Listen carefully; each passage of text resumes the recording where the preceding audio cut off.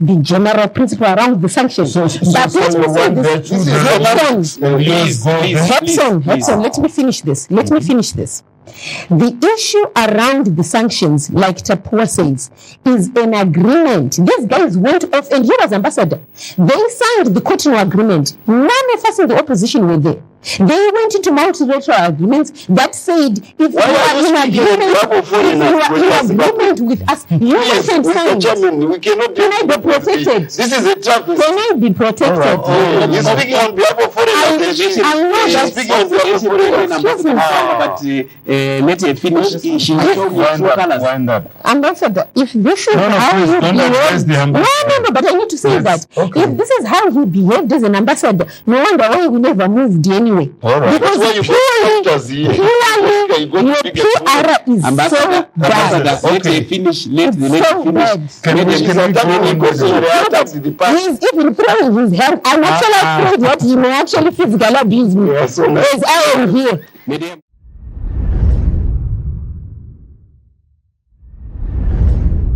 And welcome. We continue with our programming, looking forward to the harmonized elections in Zimbabwe come March 29.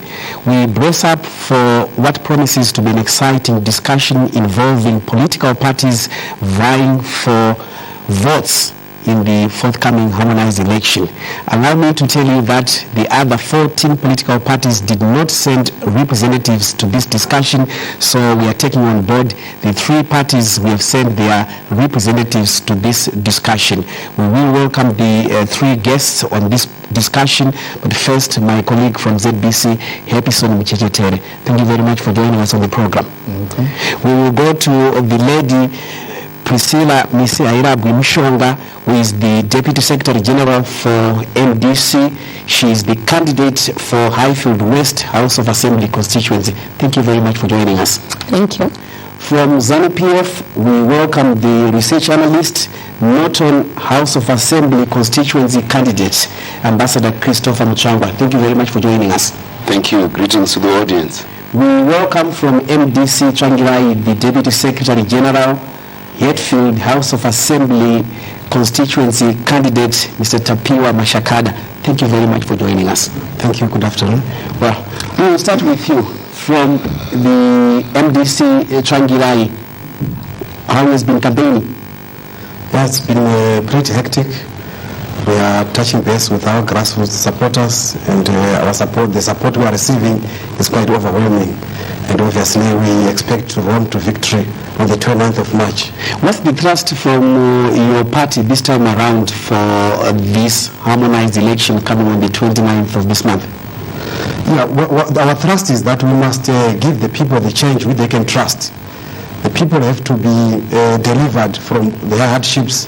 The country has to be delivered from this economic meltdown, and we need a new complete political dispensation. So that's the message of hope we are giving to our people, and they are receiving it quite well. Ambassador Mutsvangwa, what's the word from ZANU PF?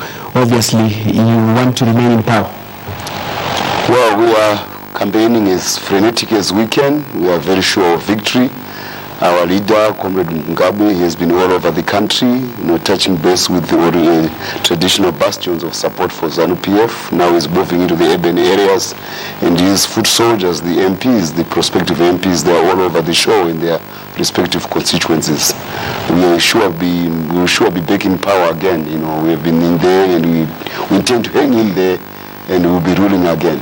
Madam Priscilla Misihairabwi-Mushonga, obviously you want to go back to Parliament, this time Highfield West, but what's the word from your party? You are the Deputy Secretary General. Many more members of Parliament from our political party, many more members of Parliament from Senate, many more local government authorities in our hands. And the message is simple: change in Zimbabwe for prosperity. We believe change has to happen, but it has to change so that people can prosper. How have you been traveling far and wide in Zimbabwe with the campaign process? Has it been all right for you from your party point of view? It's been difficult. Clearly, as we have always said as the MDC, both from the SADC negotiations, which unfortunately could not go through, we have said there are many things that need to change. There are legal issues that we had hoped would have been in place if the SADC negotiations had come through. Things like the voter registration, for example, the fact that it did not go to Zimbabwe Electoral Commission, it remained with Mbede is problematic. A lot of young people were unable to register because of the issues that we had raised before. A lot of problems during nomination. Many of you would know that we only got the nomination results late. A lot of technical issues for local government candidates as they tried to go into nomination, certain things that were required of them that we had hoped that the legal instrument would have been able to deal with. A few things that are still problematic with the police not really understanding the Public and Order and Security Act. Again, most of the things that we had raised before that we had hoped that if the SADC negotiations had gone through, if we had been able to implement some of the things that we had agreed in that negotiation, this election would have been a different one. But it will not be different. There are still a lot of technical issues that are still hampering our own processes in terms of elections. And lastly, just the logistics. Fuel is difficult to get, traveling is difficult for a lot of people. So there are difficult things, but we are doing our best under the circumstances. But Ambassador Mutsvangwa, before you get in, Mr. Mchechetere, Ambassador Mutsvangwa, those are issues linked to the ruling party because they are running government as we speak. Well, we are very happy with the way the electoral process is going on. These are the principal negotiators. All the three parties which are represented here, they were part of the SADC negotiating process. We came together to our parliament and we passed the laws together unanimously. And that was a very good indication of the conducive atmosphere which is now obtaining in the country, so that we can proceed to what we are doing now, which is the elections. The process of democracy is a long drawn-out process, but the process of government needs attention, immediate attention. We have burning economic issues which need to be addressed now, in view of the sanctions which have been imposed on the country, in view of the hostility which unfortunately has been invited upon the country by some willing players within our Zimbabwe body politic. Some of the representatives are here today of those parties. So we need to address those issues urgently, and to have gone on to negotiate ad infinitum whilst Rome is burning would not have really made sense. I'm glad they saw sense and they signed and passed the bills, and we are here today and we are happy with the process. Mr. Mashakada, to just look at some situation that has not really gone public in such a forum. We here on this discussion with two groups of MDCs. You look comfortable in this situation. Is it by design or by default? What do you mean? We are comfortable. I'm comfortable. Mm-hmm. Yeah, I'm very comfortable with this arrangement. You are comfortable with this arrangement? Yes. Having Madam Priscilla Misihairabwi, former colleague of yours, now you are at opposite ends. Very comfortable. It's comfortable. Yes. Yes. I just thought we had never taken it on board in this kind of a fora, and people want to know, and the electorate wants to know. You feel comfortable. I don't know that the same pertains to them again. Well, in terms of relationships, I think we are still colleagues, but clearly one would have hoped that we had presented a united front to the people of Zimbabwe. But we respect the fact that people can be different, that people can be in different places, as long as the principle, and the principle I think is about changing Zimbabwe for prosperity. And I don't think fundamentally there is a difference between the two MDCs. We still want to change government. We want to make sure that the people of Zimbabwe live better than they are. And from that point of view, we are comfortable, but we would have wanted it to be different, certainly. Well, we are more interested in changing the structure of this economy, because ultimately it's not the government per se which is important when the superstructure of the economy and its base are actually in foreign hands. And we have already moved ahead with change, far more reaching change than can ever imagined in any of the third world countries which had a colonial history. We have pushed the envelope to the farthest possible, and we have got back our resources. We are in charge of our resources now. Our people will endorse ZANU PF again, and from there we are poised for the biggest growth of the Zimbabwean economy, forever and ever and ever to the greatest prosperity which the Zimbabwe people deserve. The big question is 28 years, since 1980, 28 years in power. Why would ZANU PF want to continue, and what is it that is new that they want to bring to Zimbabwe, looking at what Zimbabwe is right now? We're a revolutionary party. For us, the struggle and prosperity of the people is something which we are committed to, for the benefit of the country forever and ever after. We went to war for this. We delivered independence for this.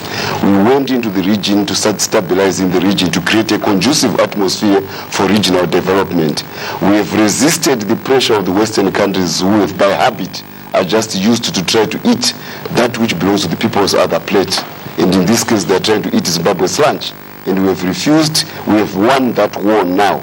And our people are going to endorse us on 29 April, and thereafter, it's economic prosperity. We will be notching double-digit growth for this economy, much to the chagrin of those who are in the West, and of course, much to the disappointment of those inside the country who would have liked the West to continue to be masters of our economy. Yes, Mr. Mutsvangwa, you said you are poised for growth. Do you mean by distributing plows, tractors, and what? How are you intending to do that? Maybe, do you agree with him on that point? Well, that is on a point of view. But, what would you say? What I think is that, yes, with revolutions in this country, so are other countries that revolutions, with revolutions in Russia, with revolutions in China, and so on. And you don't live in a revolution forever. You see, you don't continue to celebrate the glories of the past forever without providing for the current needs of the people, for the current requirements of the people. You can't live with the revolution forever without addressing issues of bread and butter for the people, the issue of poverty, the issue of jobs, the issue of inflation, which is runaway, a record inflation of over 150,000%. You can't, these are the issues which you have to start to address rather than touting a revolutionary background and living in the past. How would you address them? Well, I don't want to pretend to go into the nitty-gritties of our MDC government, which is going to take place which is going to be in office on the 29th of March. But we've got a manifesto. I can see also we've got our comprehensive manifesto there, which is underpinned by 5 critical issues. The first critical issue for this country is that we need national healing, we need national reconciliation. Society has been polarized against partisan lines, against revolutionary lines, against all sorts of ideological barriers. We need national healing so that we can move the country forward. Secondly, the basis of what is going to underpin that national healing is a new constitutional dispensation. You need a new constitutional framework which will roll out a democratic governance agenda where there is respect for human rights, where there is respect for the rule of law, where public institutions are public, they are not subjected to the partisan will of any party. But all that is to be addressed within a new democratic dispensation. Then one other pillar of our manifesto is to look at the social services sector. The whole system has crumbled.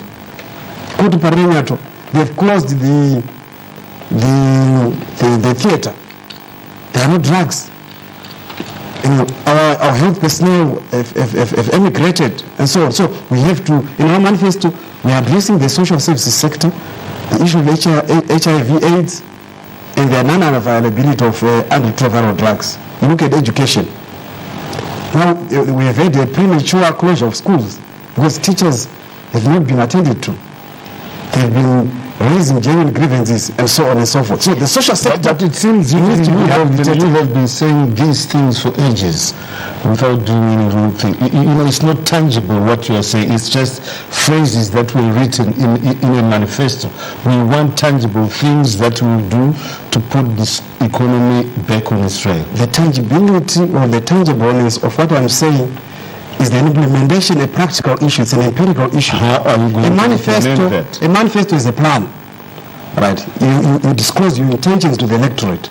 So you can't tell me how are you going to do it and what are the nuts and bolts, because you need to attach a budget to that. Candidate for Highfield West, Madam MDC, for MDC. I wanted to come to you on the issue number one. I know you are itching to respond to that, but the issue of national healing is my point of view to you, among other issues, of course. Precisely, I was going to answer that. I think the tragedy actually comes from what my colleague from ZANU PF raised. The struggle for the independence of Zimbabwe was not a ZANU PF project. It was a Zimbabwean project. Every other Zimbabwean participated in it. So celebrating it and owning it is about Zimbabweans. It is not about ZANU PF. And it is that privatization that goes contrary to the issue around national healing. The reason why we do not have national healing is that we have people in ZANU PF who themselves believe that because they were part of the struggle. You carry on. I just want to get one thing clear to you. Yes, it was a Zimbabwean issue. I subscribe to that. You also agreed to the fact that there were revolutionary movements that spearheaded that struggle. Precisely, and some of them are not necessarily in ZANU PF. My father, my brother, who died in the struggle, did not die as ZANU PF. Some of them were in ZIPRA, some of them were in ZANU, some of them did not even belong to a political party. They were the poor women who cooked for the comrades when they were coming in. There were the widows who carried around, some of them who died providing services. So we need to deal with that privatization of that struggle. And we cannot talk about national healing, my dear, unless we deal with that fundamental issue. And the fundamental issue is that there is no Zimbabwean who is greater than the other. There is no citizen who is better than the other. We are all equal. And we all love Zimbabwe the same. So if I criticize somebody who is in government, it's not because I hate Zimbabwe. In fact, perhaps I love it more because I'm prepared to do a critique of it so that things can turn and be better. And we need to start from that point. Well, obviously what we are dealing with now here is the mindset of youth, Here is a process which was very painful, and obviously that process had an author, and the author was ZANU PF under the two patriotic front wings, which is ZAPU and ZANU. That's an incontrovertible fact. And people were marshaled to actually become a force which could defeat the foremost imperial power of the times, the English. They did it under the organizational capability of ZANU. In hindsight, everybody now wants to appropriate that heroism. That's wrong. It's better to actually accept that ZANU did a wonderful thing for the country, not to try to take over their victory. That's not right. And more important, this process of national healing from what? This is wayward thinking of people who come later to the stage. They pander to interests which have historically been inimical to Zimbabwe. Those who came with slavery, those who came with colonialism, those who came with the post-colonial plunder of Africa. They are the ones whom they pander to. Then they get clobbered by the people repeatedly in elections. Then they lose power. Then they call for national healing. No, you just go back from being wayward, go back to the people, identify with the ZANU PF. We can have political diversity, which after all is under the constitution provided by ZANU PF. That's why they are here. They are products of a ZANU PF constitution. So what is the issue about national healing? And they've just signed 2 bills in Parliament which made this election possible under the stewardship of a regional leader who did a sterling job. And they, and all they want is to continue to look like we've got big difference. The fundamental thing now which we need is ZANU PF has taken back the resources of Zimbabwe. ZANU PF is putting them on the market so that the country can freely interact with other economic players on the world market in a global village.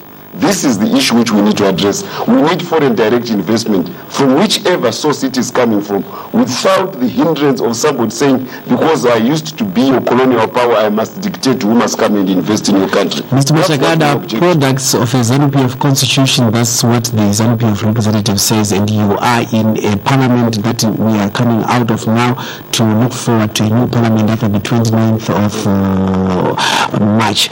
What really has come out of this parliament, and maybe by design we have 3 representatives of parties who are represented in the parliament that still exists now, and that will be out by March 29. Yeah. I'm sure you are aware as much as I do that the main pillar of Parliament, or the main thrust of Parliament, is the legislative role. And if you look at this Parliament, it has been one of those parliaments which has been in the forefront of making laws and legislations for the governance of the country. Some bad, very, very bad, some also very positive. Therefore, you can't belittle the role that the Parliament has been doing, but on that same breath, it's unfortunate that the issue of party caucuses has also tended to influence the contributions of members of Parliament, since in most critical issues, parties have tended to think along their own partisan lines. But we hope that with the coming of this new Parliament after the 29th of March, we should be able to rise above those partisan interests and focus on national development. Party caucuses, and I want to bring it back to the lady, because I know she led one parliamentary portfolio committee, and she's putting her energies on that. On that, if you can tell the nation, tell the electorate what came out of these party caucuses, party parliamentary portfolio committees, whether it contributed to the processes that we have right now, and in the moment we are bracing for harmonized elections in Zimbabwe. Certainly, but give me an opportunity to respond to this very quickly. I am not a product of ZANU PF. I'm a product of Zimbabwe. The constitution that we want to put into place is a constitution for Zimbabwe. Precisely the reason why we have this problem with this constitution is it is a constitution that belongs to a political party, and we need to move to that. Then very quickly, I think portfolio committees were very good. I speak for my own, the Public Accounts Committee. I know that my colleague Mashakada was in the Finance and the Budget one. It gave us opportunities to hold government accountable. But I think most importantly, for people that want to get into government, it also gave us an opportunity to see where the major problems are. The problems in this country are not necessarily just about investment. They're about corruption, they're about non-accountability, they're about people that are staying in the system who do not believe that they owe accountability to the people of Zimbabwe. Permanent secretaries will not be in their offices because they are busy farming in their areas. Permanent secretaries that will abuse systems, and that's what we dealt with. And as a new government that comes into play, those will be the first things we have to deal with. We have so many resources in this country. It is how we use them that is the problem. The important thing, of course, is to first of all have ownership of those resources. What my colleagues are talking about is tinkering with an economy. If somebody is in control of that economy, and Zimbabwe's economy historically has been in the hands of the colonial power and its offshoot companies. We have produced some of the biggest multinational corporations which are known in the world, from this sub-region, from Southern Africa. And we've made Britain have a certain name in certain industries simply because of our resources, whilst we are poor in the region. We have ZANU PF's last parliament. Of course, I'm very happy with the consultations which they were having. Those bills were passed with my colleagues. I hope that spirit will go on, even though there will be much more junior partners after we win the elections after the 29th. But we want to carry on with that tradition of getting back our resources from foreigners. And of those resources, we can then invite money to come into the country based on the fact that we can deliver what is our resources on the international marketplace. Right now, we are constrained. We cannot bring capital into the country because the British companies want capital to be from Zimbabwe to come through London. They cream off what they want. Then Zimbabwe gets the riffraff, and we are poor because they are very rich on the stock exchange in London. What supports the stocks of British companies in London, which are associated with Southern Africa? The resources of Southern Africa, of which Zimbabwe is one of the key players in those resources. That's why ZANU PF has been so preoccupied with getting those resources back. With those resources, then we create a firm foundation for economic growth. These people that are used to tinkering with an economy, you don't tinker with something which is not yours. You got to process it first. All right, in both your manifestos, the MDCs, you say the first thing you deal with when you're in government is the Constitution. What about the Constitution? Before I get to that Constitution, I just want to quickly respond to these earlier remarks. Yes, indigenization empowerment is one thing. Nobody can stand tall and say, I don't want the people to be empowered. We all want Zimbabwe to be empowered. But the difference comes in idleness, in laziness. You get a farm, what do you do with it? It becomes fallow and neglected and derelict. Yeah, you get farming implements, what do you do with those things? Why is the agricultural sector decimated at the present point in time? Why is agricultural production declined by over 60% since 2000? Those are the critical issues which must be addressed. Empowerment is not an end in itself. It must be a means to an end. Empowerment is not synonymous with asset stripping. Maybe he can respond to that. I have to respond to that because these are accusations which are being leveled. These are people who really do not appreciate the fundamental nature of what has happened in the changeover of the economic structure of Zimbabwe. Only Britain understands that, and its colleagues in the EEC understands that, and its American allies and Anglo-Saxons in Australia understand that. That's why they are shouting high and might and puffing all over the place about what Mugabe and this ZANU PF government has done. President Mugabe has challenged their ownership of this economy. Now, if you don't realize that the reaction of those who are going to lose is an indicator of what has changed in this economy, then your analysis of capability is very poor indeed. We have changed this economy. As to the issues which he's talking about, yes, it took, when we were asset stripped by the colonial powers in the 1920s and 30s, it took a long time for them to actually become strong farmers who they became. It's a capacity building process. And the fact that we have now recovered those resources is the best foundation. You don't teach somebody by simply theorizing. Put him on the farm. We need to put resources on the farms. That's what the mechanization is doing. But much more than that, we need to harness the major resource of this country, which is mining, to support agriculture so that we can have a vibrant agricultural economy which is sustained by the capital which comes from freely trading the mining rights of Zimbabwe, for which we are abundantly given. Platinum, gold, all of this we feature, nickel, ferrochrome, we feature in the top 10 in some of the minerals. So that's what we need back. And we can then deal with the Chinese, we deal with the Indians, we deal with the Brazilians. If the Europeans can compete, so and fine. So with the Americans. That's what I'm talking about. He's itching. Yes. Doesn't the issue of resources hold water? We can't trust you with small things. How do we trust you with big things? And this is not just people who are saying things. Dr. Gono, the governor of this country, he has come here on TV and announced the governor of the Reserve Bank of Zimbabwe and has announced and said in his monetary policies, the biggest people who are corrupt are the people that are in the Politburo, are the people who are in the Central Committee. We have actually asked for him to give us this dossier. Your own president has spoken about the kind of corruption that is taking place in your own places. And you still want the people of Zimbabwe to trust you with big things when the hard-earned cash that they are giving to you in taxes, you yourselves can't keep. And this is why we are saying perhaps you may be fortunate if you get to parliament. You'll be able to understand what happens in portfolio committees. Because in those portfolio committees, you have to follow every other dollar and cent. And it's been difficult to follow the dollar and cent. And if you can't trust somebody on a cent, I will not trust you on a dollar. Well, let me put it. Governor Gono said some certain things. Obviously, he was addressing a particular constituency on a particular problem at that time.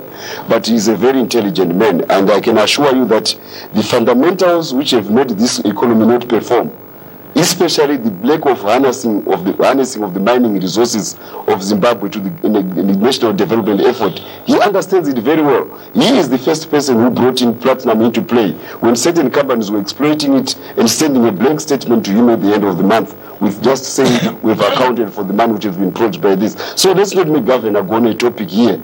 But what I want to emphasize is that yes, corruption is found in any country. In America, I lived in America, I've been there in New York. There's corruption everywhere. People are indicted in American courts for corruption. It happens in China, it happens. So we cannot be an exception to what happens in the world. But the most important thing in any country is that the people must be masters of their own resources. That's what ZANU PF has single-handedly done in the past 10 years. And the country has paid a heavy price from vested interests who are going to lose. But we have succeeded. Let's face it, Ambassador Mutsvangwa, that corruption is in New York, in every corner of the world, does not make it anything palatable. But the issue is we don't want it in Zimbabwe. How is the ruling party addressing that undesirable part of our life. There are laws in the land which will deal with that. We can't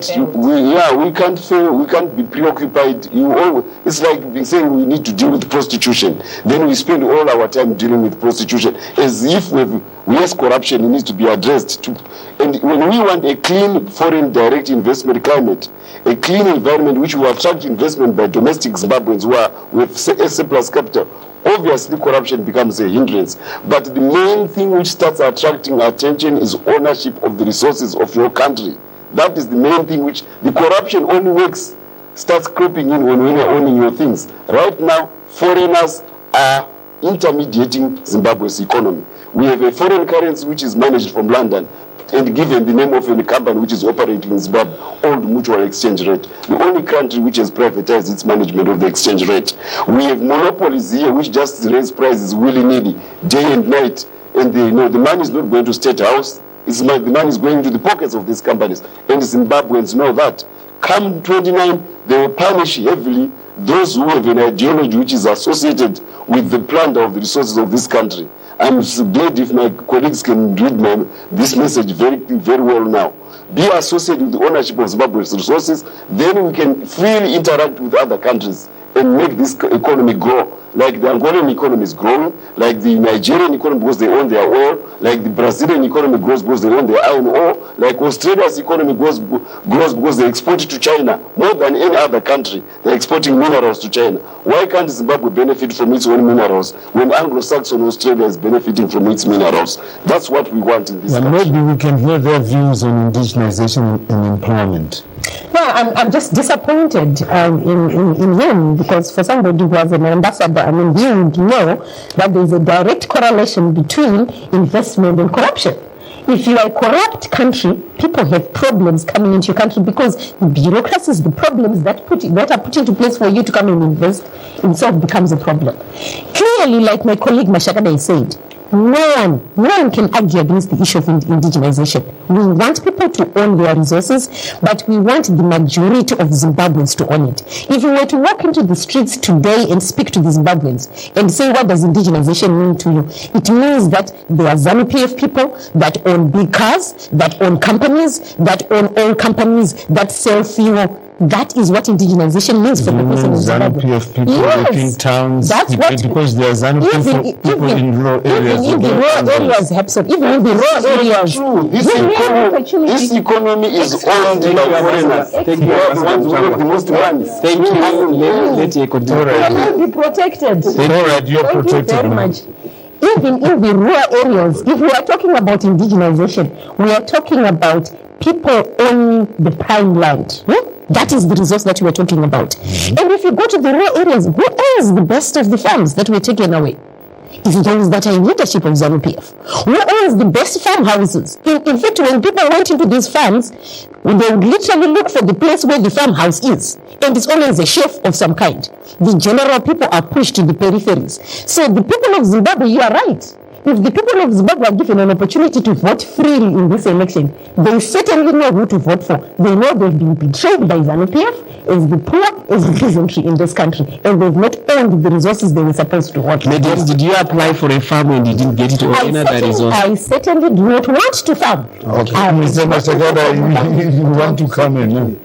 Is that empowerment and indigenization must be a trajectory to economic growth, must be a trajectory to price stability, must be a trajectory to providing jobs and employment. You can't just talk of indigenization and empowerment as a standalone thing. No. There must be synergies so that you've moved frontiers of poverty further away. Okay. We have made sure that the trickle-down effect from those who have been empowered is evident on the ground. Okay, we don't want to substitute an elite where we took funds from and substitute it with a new black elite. That is what is wrong. But the principle of empowerment and indigenization is noble, it's a sacrosanct. And as MDC in our manifesto we are saying, we are going to put land reform into a higher gear. So if MDC doesn't come into power, there will never be a meaningful, empowerment indigenization? We are 8 years into this indigenization business. 8 years since 2000. And some of the results on the ground speak for themselves. 8 years is too little, maybe. But what We had 100 years. What I'm telling you is that you don't need 100 years We need how much? to farm your tobacco. Under sanctions? What sanctions are you talking about? I'm not aware of any UN resolution to pass sanctions. We shall come to it. We shall I'm not come aware to of it. that. I think But I'm saying the chairman will come to it. tobacco, which used to be the golden goose, to lay the golden egg. Where is tobacco production? And what are we showing on the ground as evidence of the RBZ facilities that have been rolled out to rural farmers and all indigenous players? They are selling the fuel of the black market. The ZANU PF representative to deal with the issue of explaining what has been happening to the agriculture issue. Obviously, we all agree that indigenization is not about just farming. It's a broad issue. Yes. Just, I will briefly raise a number of issues. I will start with the one of corruption.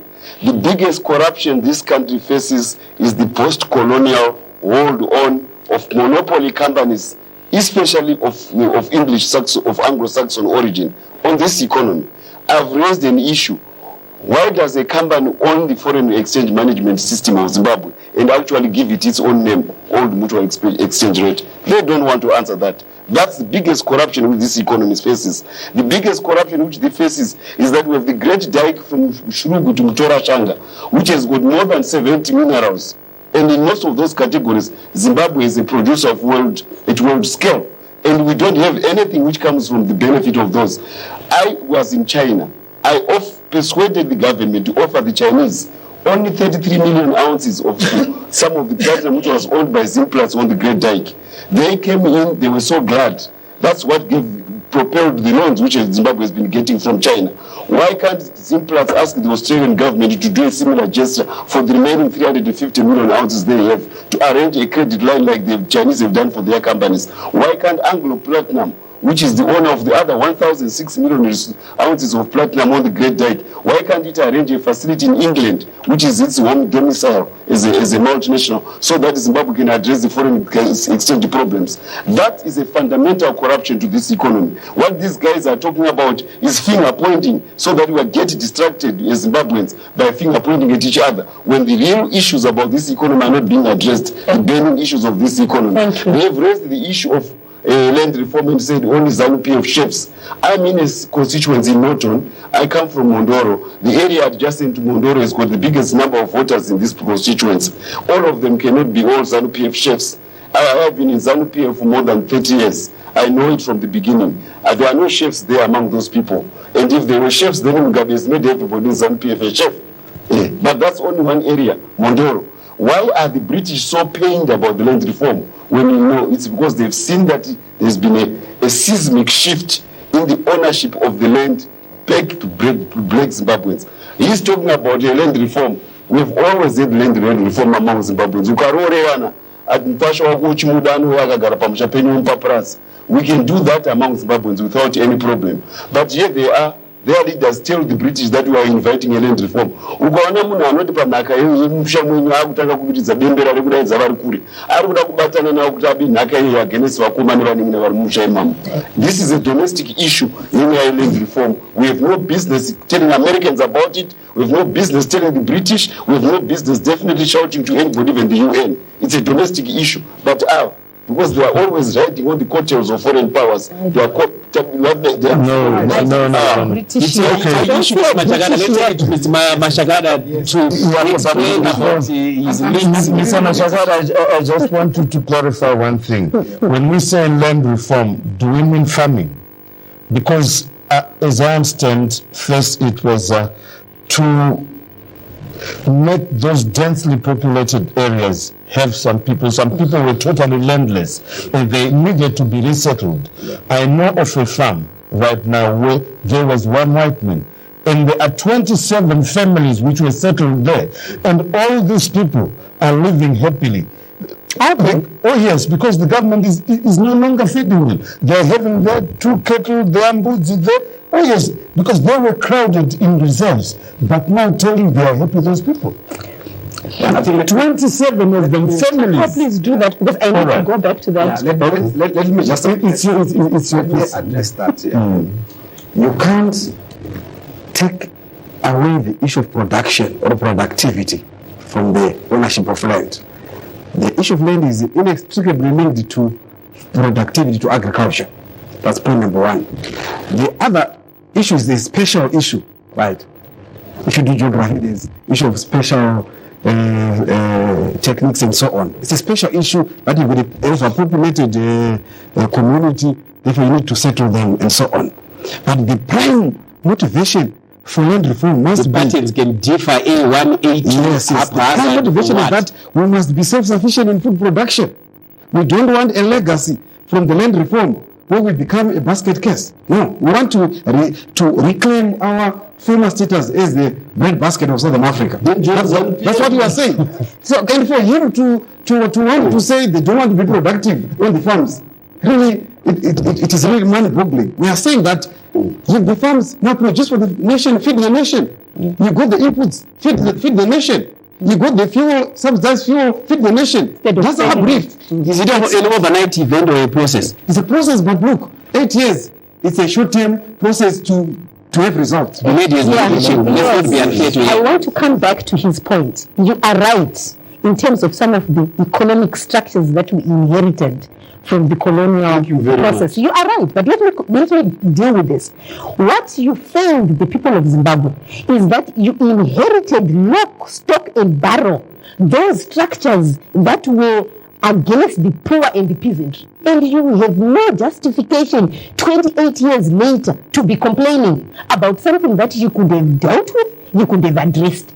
So whether we are talking about the processes around the stock market, whether you're talking about who invests more, that literally is your brief, and it is not a brief for anybody else. So you can't complain.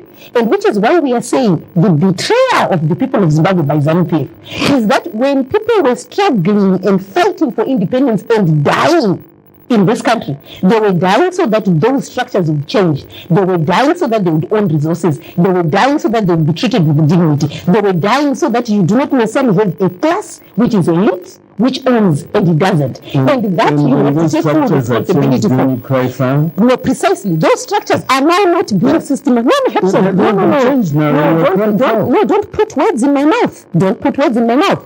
What we are saying is that if you are going to be changing those structures, you need to change them in a way that you are changing it for the majority of people.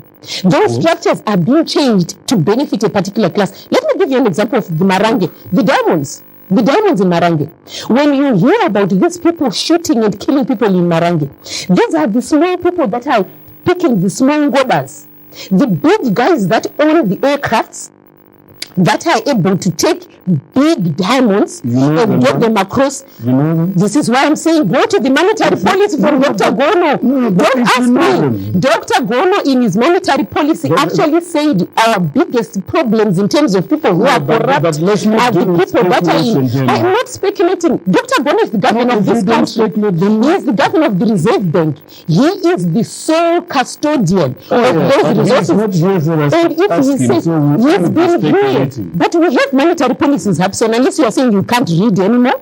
We have monetary policies, which are policies, government policies that indicate that the people that actually are the ones who are taking the biggest share of those diamonds and taking them out of this country are those people that are in the system. A small person can't own an acre. Yes, I'm the chairman, please. I'm chairing the discussion, please. I wanted to go to Ambassador Mutsvangwa on the issue of those resources and inheriting them. And the issue that comes to mind is what impediments were there, if any, on inheriting those resources, and of course making sure that we move forward on a developmental path where there are constraints and you could not deal with the constraints. They were very big constraints. First of all, when the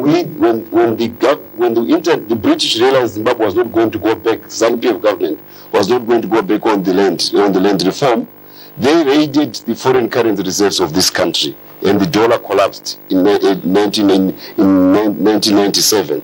This is Black September. Everybody knows that. We were raided, and unlike Malaysia or other countries which were in the ambit of an emerging financial giant like China, we could not have the capacity to resist this raid on our financial resources by the Western powers.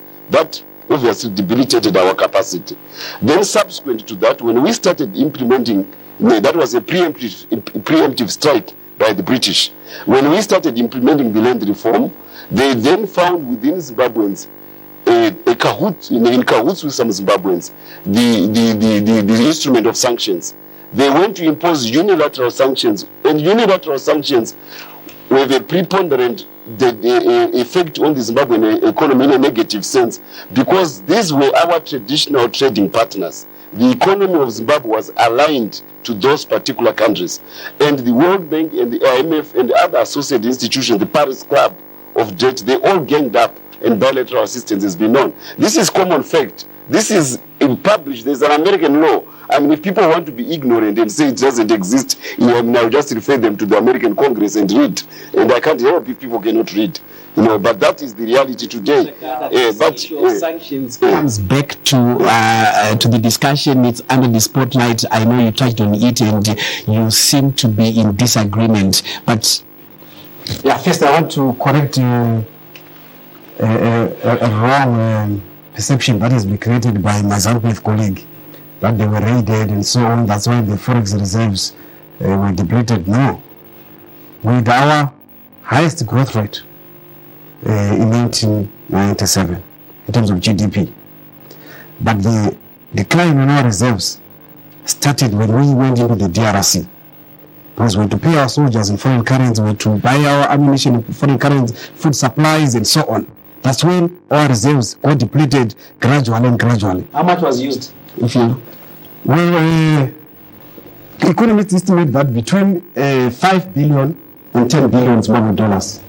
US dollars were used in the DRC. Can I quickly answer but because of the... Yes, brought in... No. Look, this is my chance. All right, let's... I'm the chairman. Please, can I remind you, I'm the chairman. So, the DRC was not able to we're in a foreign country. You can't use Zimbabwe dollars in the DRC, but you use the greenback. And we are a small nation, and by that time, I think we had only 5 months of import cover in terms of our forex reserves. And imagine just 5 months, we're not that wealthy to go into that venture. Yes, barring all the nationalistic and the what do you call them, the Pan-Africanist motivations behind that. I won't go into the politics of that, but from an economic point of view, it had a knock-on effect on our reserves. Now, coming to the issue of sanctions. The issue of sanctions, I think we must take this categorically clearly. We in the opposition, we are not responsible for sanctions. But you accept that? The sanctions are a bilateral issue. They are a multilateral issue between those countries which have imposed them and the ruling government. But it's not an issue. One clear thing, Mr. Mashakada, I have no objections or subtractions to your observations, but the MDC leader has been on record calling for sanctions, especially on electricity and other issues. What is the evidence? What is the record? It's there on tape. We broadcast it. We did. Well, it's a matter of interpreting what he said. I think. Why do you ignore the many clear policy statements that MDC have announced on sanctions? He's made very clear statements on sanctions. What is the proposition? Right. He has said no Zimbabwean enjoys sanctions. Right. But according to the talks that we are having that are being brokered by the South African president, ZANU PF is still waiting for you people to... Can I respond to that? What? That is wrong. To call off sanctions. That is wrong. We are not the authors of the sanctions, right? As you are we don't want to hide one of your parties. You are the reasons why your friends, your STR friends, have put you under the wall of sanctions. We don't know. We are not privy to. Clearly, there's disagreement on this issue of sanctions. The ZANU PF says the sanctions have been called by the MDC. We've heard clearly the MDC leader at some stage calling for sanctions, at some stage changing. Let's go back to the issue of the DRC effect 1997.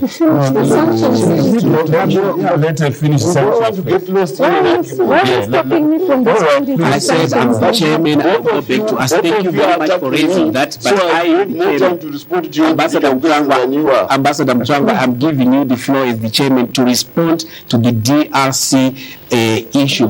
Madam, you raised the issue of sanctions. I'll give you the floor to continue. I'm the chairperson. You see, if you are coming from young parties which have no history and whose leaders are prone to cowardice, then anything which is done by a government, like in the defense, acceptable language. Of course, your leader said that I didn't want to go to war because I wanted to take care of my parents.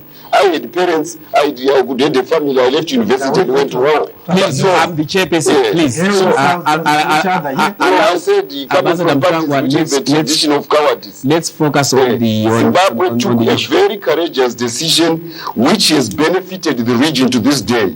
You cannot, have long-term prosperity if your neighborhood is unstable. We did that in Mozambique. We did it for apartheid South Africa, the country which they are now going to say, our friend, and clamoring to beg to help. He goes and asks, let them go and ask the ANC. Without Zimbabwe, they would not have been where they are. We did that for Namibia. We have played a sterling regional role in creating an environment of stability so that the 200 million citizens of Southern Africa, the most dynamic region, which has resource-rich Congo and advanced economy of South Africa, can now play a role in the African Renaissance, which will bring this continent to the glory. And that is already learning, getting respect. Africa now, Southern Africa, can freely interact with the Chinese. It can interact with the Indians. It can interact with the Russians. The Europeans are even coming to respect Africa for the first time. This is the role which Zimbabwe played in stabilizing the region, so that there's no pockets of continuous instability. Savimbi is gone. They talk about the economy of Zimbabwe suffering. With the little Rwanda going into Congo, nobody complains about its economy, because its economy its whole effort was underwritten by the Americans. Were we going to cower so that the Americans can sponsor each and every African government which they want to attack another African country? We didn't. We won the war. The Congo became stable. The government has been democratically elected. If Zimbabweans should have anything, they should ask the Congolese people. They are ever grateful that we created an environment which gave them stability. And it's going to benefit Zimbabwe, because we will have a regional bloc of countries which have like mind, from Congo DRC to South Africa. That will become an economic powerhouse. Obviously, little minds do not see these things. But President Mugabe's great mind, so that implemented it and delivered. Loud and clear. Let's go to the medium on sanctions. We can't be disadvantaged here. No, just a rider. I think the tragedy for ZANU PF and for those that are in ZANU PF is the inability to engage into a debate without being abusive. And I think that is a real tragedy. I think we should learn to just disagree without necessarily calling you small minds, because I am not calling you a small mind. And I think we should start from there. I just want to go back to the issue of sanctions. There's something. I'm the chairperson. If you say that to another Zimbabwean, you are saying that to me. So I'll take. Okay. Let me raise this. The issue around the sanctions, I think, let's clarify this. We have been supportive to the issue of targeted sanctions. And we've made it very clear, because we believe that there are individuals that have been responsible for some of the problems that we have in this country. How do you become responsible for the deterioration of a nation, as an individual, and still want to benefit yourself? Yes, it is. Yes, it is. I'll tell you. If you look to ministers, most of the ministers in this country have themselves decided that they will go and get treatment in the UK before they were stopped from doing that. When they've destroyed the healthcare system in this country, they will take their children to get them to learn outside this country, and we got to a stage. I said we did not say they should. We supported the principle, but we have always said we are against the general principle around the sanctions. But let me say this, Hepson, let me finish this. Let me finish this. The issue around the sanctions, like Tapiwa says, is an agreement. These guys went off, and he was ambassador. They signed the Cotonou agreement. None of us in the opposition were there. They went into multilateral agreements that said, if you are in agreement with us, you mustn't sign. Can I be protected? This is a trap. Can I be protected? You're speaking on behalf of foreign association. I know that. Speaking on behalf of foreign association. Let her finish. She Wind up. Ambassador, if this is how you behave, no, but I need to say that if this is how he behaved as an ambassador, no wonder why we never moved anyway. Because purely, your PR is so bad. Let her finish. Let her finish. He's even throwing his hand. I'm actually afraid that he may actually physically abuse me. As I am here. Madam, can you carry on with so my statement is that when you go into multilateral agreements, when you go to the World Trade, WTO, you do not send opposition. You send the government that is in sitting. The agreements that were signed by the Zimbabwean government, not us. Come back to you, madam. Time is not on our side. 30 seconds. Why should the electorate vote for your party? Because we are the only party that offers them an opportunity, not only for change, but change for prosperity. We're a political party that will ensure that the things that they fought for in the liberation of this country will come to fruition. Why should people retain ZANU PF into power come 29 March? Together with the people, we brought the independence to this country. Together with the people, we consolidated Zimbabwe's independence. Together with the people, we've recovered our resources. Together with the people of Zimbabwe, we are going to participate in the economic global village as a free contracting partner without the hindrance of the former colonial powers. And we shall bring the greatest possible prosperity to the Zimbabwe people. Finally, Mr. Mashakada, why should people vote MDC Changira into power? People have suffered.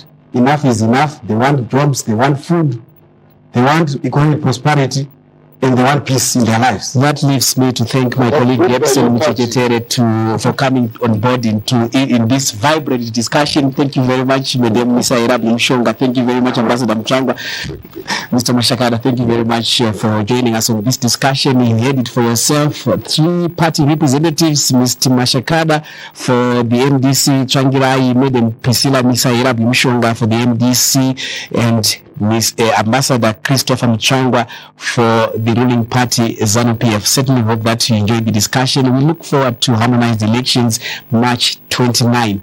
You go out to vote. Your choice is your right. I'm Rob Samuandu. Thank you for joining us. Thank you.